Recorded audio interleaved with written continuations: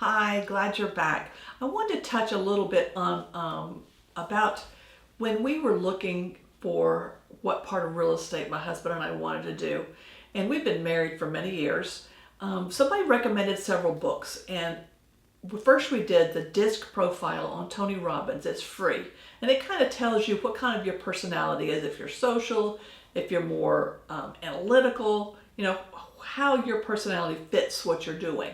And it was very interesting because it did show me that as an admin years ago when I was young and when I met my husband, I was a terrible admin. Well, come to find out that's not one of my strengths. So good to know. So it's a good thing to take even when you're younger to kind of figure out what your path is going to be. There's another book that Rich and I both enjoyed was Strength Finders. And it really shows you what your best fit is for you.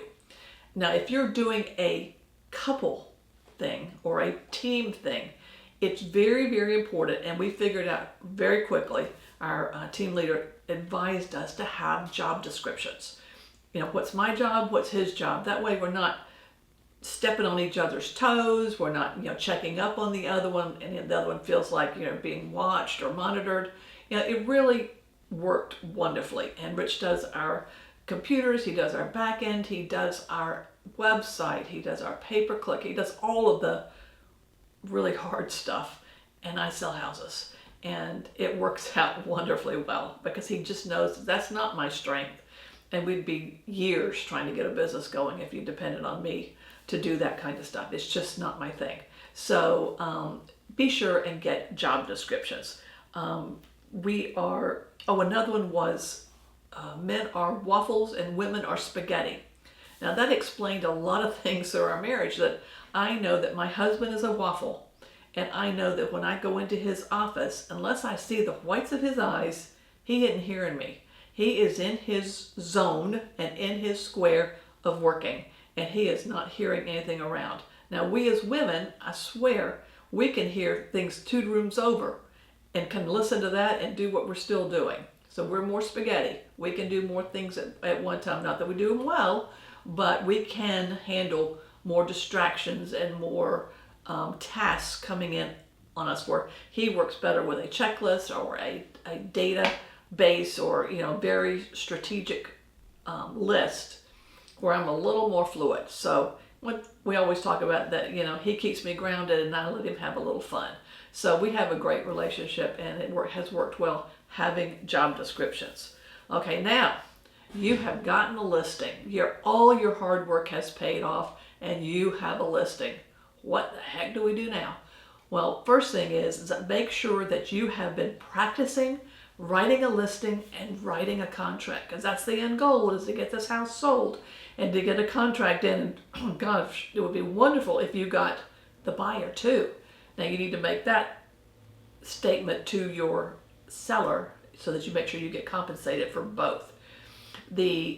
What I did, and it really helped, is I filled out a listing agreement, and I filled out a contract for an FHA, a VA, a cash, or just a plain conventional loan. I filled out the whole contract. I found a house, I just picked one randomly, and I filled the whole thing out, and I showed it to, I had a wonderful agent in the office that was very patient with me. I showed it to her, and she went through and showed me where I was missing things, where I needed to write things in. And I kept those for years in my briefcase because it was wonderful reference for me to make sure before I went to a listing I had everything. That's another thing, is check your office checklist of items that need to be signed for your listing. It's nothing worse than coming back to the office and going, well, where's the seller's disclosure? Where's the condo disclosure? Where's the flood requirement? And you're like, oh my gracious. And then you have to, tail between your legs, go, guess what? I forgot some of the paperwork. Can you sign it? My luck is always they're back out of town, or one of the spouses is traveling and he won't be back for a week. Well, you got to get your compliance paperwork in as quick as possible. So make sure you go down the checklist. Take a checklist with you. Print it out. Make sure that you've gone through everything. If you want to, you can go through and highlight on the blank form what is missing so that you won't miss any initials that are in the middle of the page, the bottom of the page. They're everywhere usually.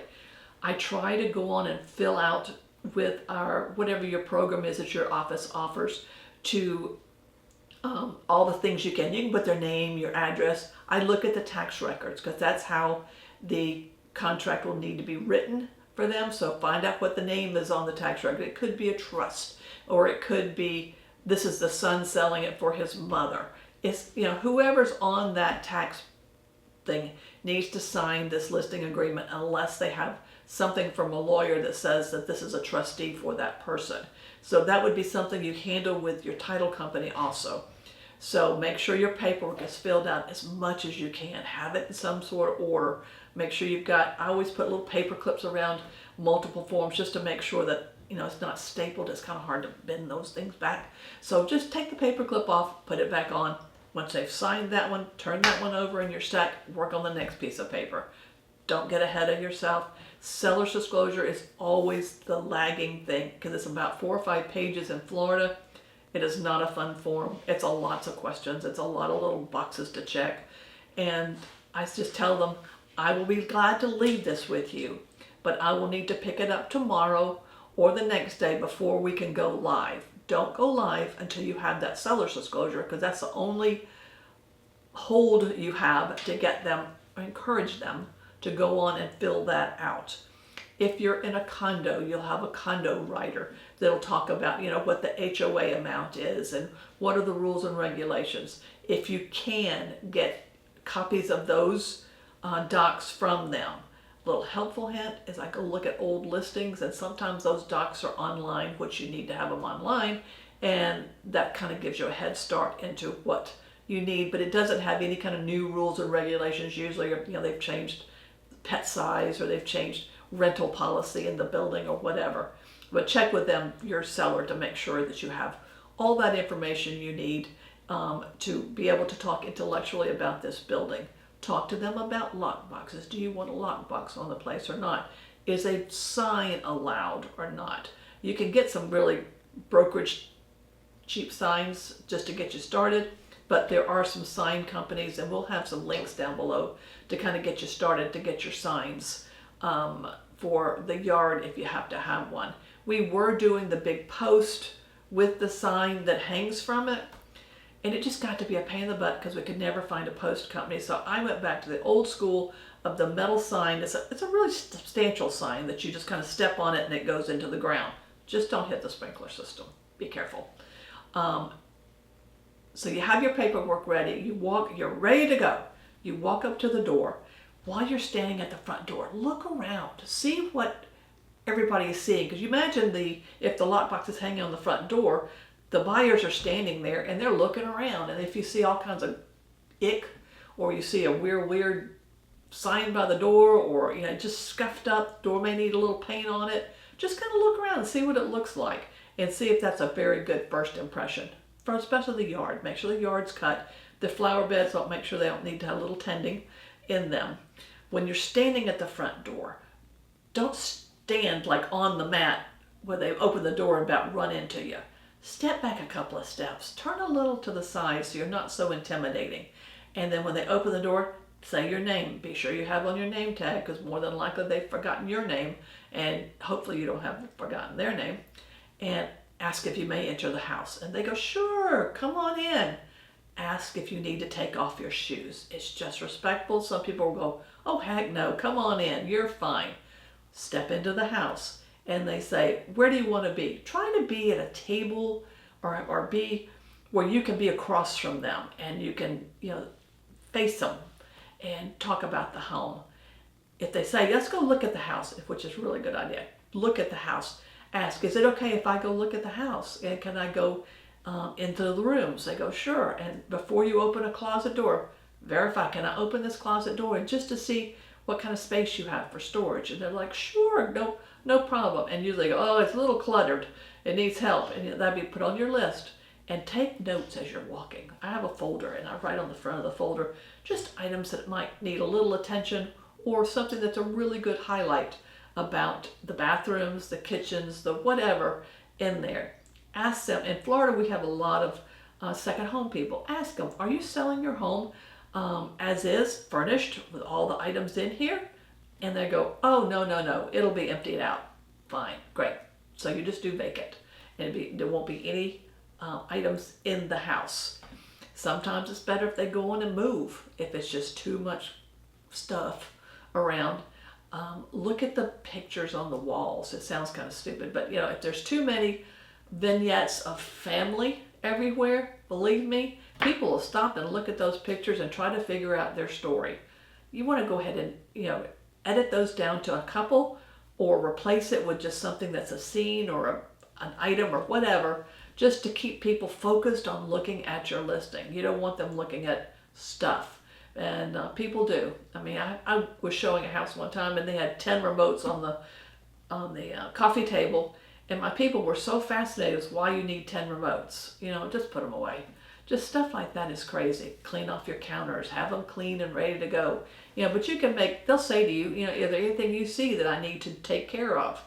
If it's important for the outdoor space of this house, make sure the outdoor space, if it's a porch, a patio, is inviting. There's places to sit down, because you don't know how many times, like a beach condo, I'll go out on the balcony, and if there's not a chair to sit down, people they like to sit and look at what the view is and envision themselves living there. So have some furniture, something sit out there if that's what your selling feature is the back calm yard. Have a place for them to sit down and enjoy that moment. Come back in, get ready to do your paperwork. Try to not go over numbers with them until you've seen the home. Some people want to call you and say, give me a number. Well, it depends. In this market, if it's totally updated, turnkey, ready to go, is a whole different story than it really needs a lot of paint, it needs new bathrooms, it needs a new kitchen. That's a whole different market. And you kind of have to look at your market. And that's why it's important to know your market, know what's selling out there, so that you can say to them, you know what, your neighbor right down the street is totally updated with the pool, brand new roof, is asking less than what you want to ask. So, be honest with them. I have gotten over trying to be quote unquote nice and not hurt their feelings, but you can gently say to them, let's really look at the market. Let's just see what's going on. Keep pulling them back to that motivation. And why are you moving again? Oh, you want to be near your grandchildren. That's right. Oh, you'd like to be there before school starts. Oh, okay. Let's be more aggressive about our pricing to make sure that you're there in time for school to start, because that's what's important to you, right, Mr. Seller? And they'll go, oh yeah, you're right. If you can get them to say a number first, you're better off, because that way, if the number's lower than what you were thinking, you can go, okay, I can sound good and go higher, but I wouldn't. Be reasonable. Don't make it like if there's something wrong with it. Know your area. Please know your area. Know your building. Especially in condos, it's a little easier because you're dealing with that building. A neighborhood, 100 homes, a little harder. Here in Florida, our neighborhoods are kind of flowy. There's not really an entrance or an exit, and so you kind of have to, you're going through an entrance and come to find out there's 3 different subdivision names within an area.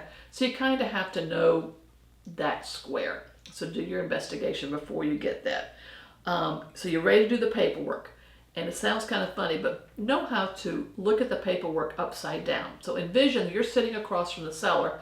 You've got the listing agreement. You turn it around to show them, and you're looking at it upside down. So be familiar with the paperwork, so as you know the next thing to talk about. We're not lawyers, electricians, or plumbers, but we have to know how to show them the form and to tell them, what the expectation is. What is the listing agreement time? What price point are we looking at for this? My compensation as a listing agent, that we require 2.5% or whatever that requirement is. Now, Mr. and Mrs. Seller, with the new lawsuits from last year, you can decide whether or not you want to compensate the buyer's agent. If you want to, we'll put a number in here and we'll tell them, yes, you need to present your compensation request with your offer, and we'll present both to the seller. We have not had any trouble with that, and so they will compensate them. I hate this become a negotiating tool, but it has. So, if it's a crappy offer, they may not want to pay very much to the buyer's agent. Or if it's a great offer, they would go, fine, I'll give them the 2.5%, 3%, whatever they want. So know your paperwork upside down. Ours ask about lock boxes, and showing instructions, what kind of timeline they want. Do they want it on the MLS? Do they want it through the IDX? All those kind of questions. So know your paperwork. That's why I told you to do an example ahead of time so that you're ready and you're ready to talk to them about their paperwork. Ask them again if it's condos about condo docs. Now, when you're doing the pricing, look at what the comps are. Now, the comps can be the actual listings that are out there, the pendings, the solds, the expired, the withdrawns. Those are important. See how long things have been on the market, what price point they were, what did they look like. This is the point where I got an iPad. It was helpful for me to be able to pull it up on my iPad and go, okay, this is the one down the street from you that didn't sell. Let's look at why it didn't sell. And then you look at the solds. Why did they sell? Now you will have those anomalies in your neighborhood that, like this one condo complex we have, everything sells between 250, 275 to 300. Well, there was a listing out there for 389, and there was a couple in one building that just couldn't live without being in that building. They paid the 389 and moved over into that building. Well, there hasn't been anything in the last year and a half that sold even close to that, but out of a person that wanted to list their condo at that price.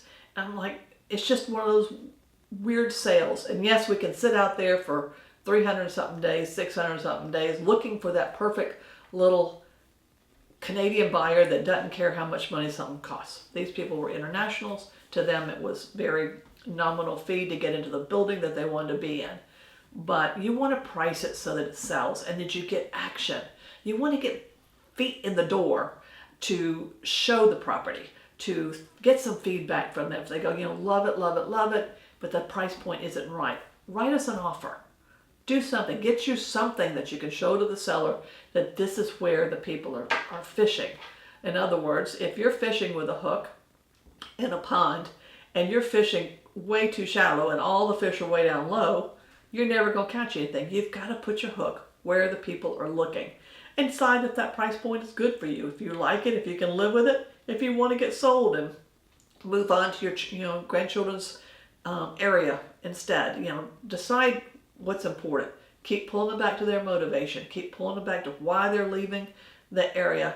And sometimes, they'll have a discussion back and forth. They go, fine, we'll take it. Or we'll counter. Or do something with them. But, you want to be able, the point is, you want to get to where there are people looking at it. There are people considering it. And maybe we'll write an offer. So, price point is very, very important because you do want those boots on the ground in the building.